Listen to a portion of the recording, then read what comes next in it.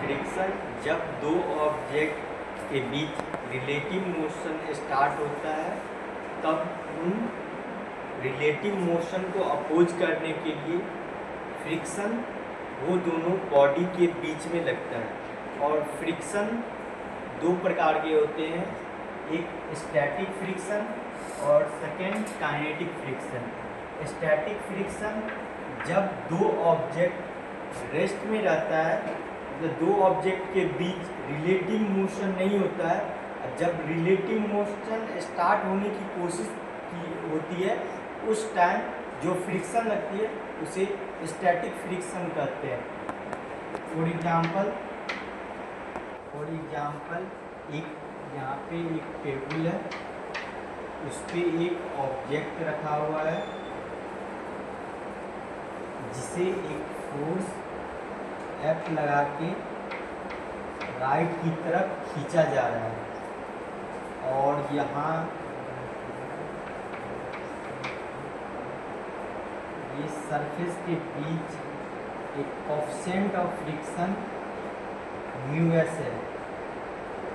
तो जब इस ऑब्जेक्ट को, ये बॉक्स को खींचने के लिए जो फोर्स लग रहा है हॉरिजॉन्टल में, इसके अपोज करने के लिए एक फ्रिक्शन फोर्स एक्ट करेगा जो ये सरफेस, ये टेबल और बॉक्स के बीच के रिलेटिव मोशन को अपोज करेगा। एक फ्रिक्शन फोर्स इधर की तरफ इस बॉडी पे लग रहा है तो फ्रिक्शन फोर्स इसे अपोज करने के लिए इस तरफ से फ्रिक्शन फोर्स लगेगा। और इस फ्रिक्शन फोर्स का मैक्सिमम वैल्यू, फ्रिक्शन फोर्स का मैक्सिमम वैल्यू अर्थात लिमिटिंग फ्रिक्शन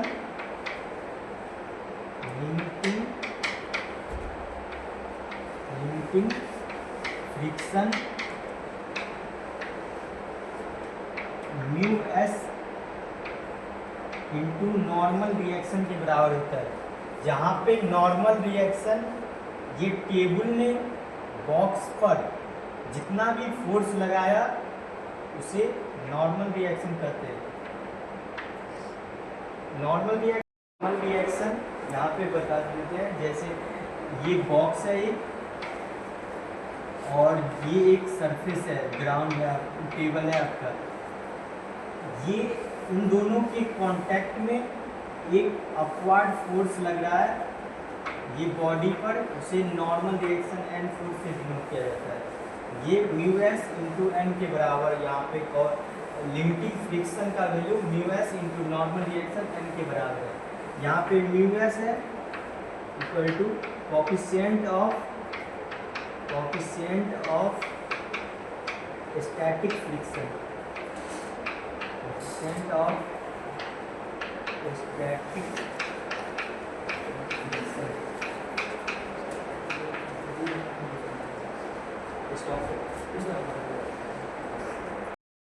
हम यहाँ पे आपको स्टैटिक फ्रिक्शन बता रहे हैं। स्टैटिक फ्रिक्शन को एक अच्छे एग्जाम्पल से और अच्छे से समझने की कोशिश करते हैं। ये बॉक्स है, इस पर फ्रिक्शन F फोर्स जो कि 20 न्यूटन का फोर्स हॉरिजॉन्टल राइट की तरफ लग रहा है और ये दोनों सरफेस के बीच के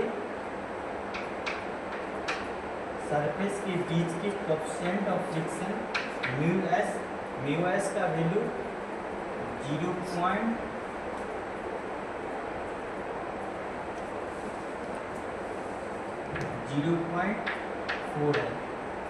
और ये बॉडी का वेट, ये बॉक्स का वेट ऑफ बॉक्स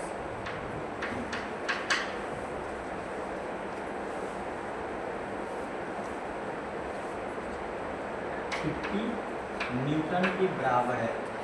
सबसे पहले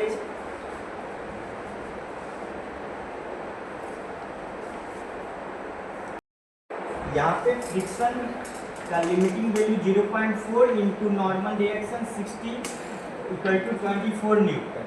यहाँ पे फ्रिक्शन फोर्स की लिमिटिंग वैल्यू 24 न्यूटन आया।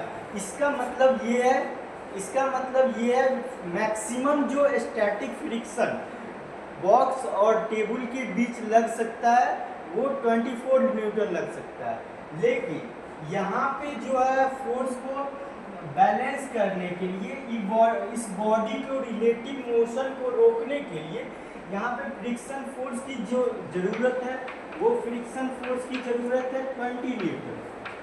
जब बॉडी का अगर बॉडी और बॉक्स और टेबल के बीच अगर फ्रिक्शन 20 न्यूटन है तब बॉडी रुक सकता है और मैक्सिमम प्रोवाइड कर सकता है वो जो सरफेस वो 24 न्यूटन कर सकता है। इसलिए यहाँ पे जो फ्रिक्शन फोर्स का वैल्यू हो जाएगा 20 न्यूटन, क्योंकि इतना ही इसको नीड है।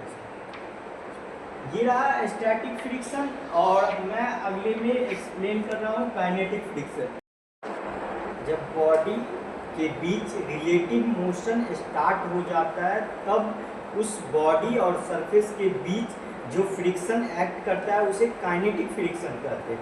काइनेटिक फ्रिक्शन के लिए सिंपल रहता है F के बराबर म्यू के इंटू नॉर्मल रिएक्शन के बराबर होता है, जहाँ पे म्यू के का वैल्यू कोफिशिएंट ऑफ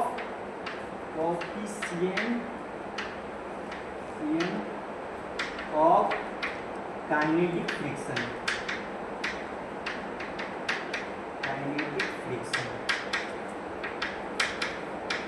एग्जाम्पल के लिए ये एक टेबल है जहाँ पे एक बॉक्स है जो कि मूव कर रहा है, वो मूव कर रहा है मान सपोज कर लो v वेलोसिटी से मूव कर रहा है। तब जो ये सरफेस बॉक्स और टेबल के बीच जो फ्रिक्शन एक्ट करेगा वो काइनेटिक फ्रिक्शन एक्ट करेगा। वो काइनेटिक फ्रिक्शन का डायरेक्शन किधर होगा, बॉडी का मोशन इस तरफ हो रहा है इस डायरेक्शन में, तो फ्रिक्शन फोर्स जो जब भी लगेगा उसकी मोशन को अपोज करेगा, इसलिए जो फ्रिक्शन फोर्स लगेगा इधर की तरफ और जो एफ के बराबर होगा जो कि म्यू के इंटू नॉर्मल रिएक्शन। म्यू के ऑलरेडी आपको गिवन होगा और नॉर्मल रिएक्शन फ्री बॉडी का डायग्राम FBD बना के आप कैलकुलेट कर सकते हैं। नॉर्मल रिएक्शन इसके वेट के बराबर हो जाएगा, इस केस में N बराबर W आप ऐसे कैलकुलेट कर सकते हैं।